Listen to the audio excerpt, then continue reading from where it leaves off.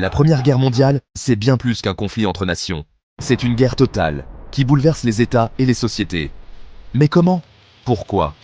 On t'explique tout en 1 minute 30. Elle commence en 1914 par une guerre de mouvement. Les armées avancent de vite, mais sans résultat décisif.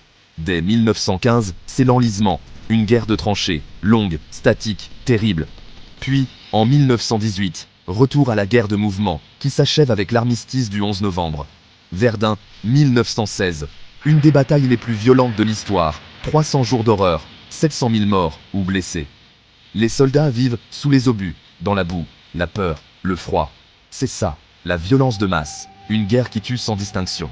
Dans l'Empire ottoman, en 1915, 1 300 000 Arméniens sont victimes de massacres, de déportations, de famine.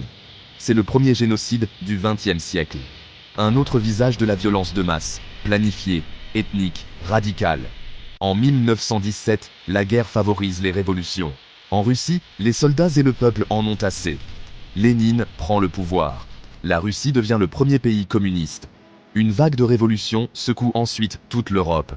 Après l'armistice, les traités de paix, comme Versailles en 1919, redessinent l'Europe.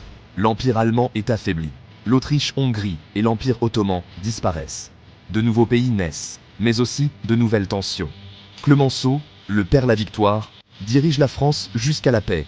Lénine, lui, change le cours de l'histoire russe. Une guerre qui ne change pas que des frontières.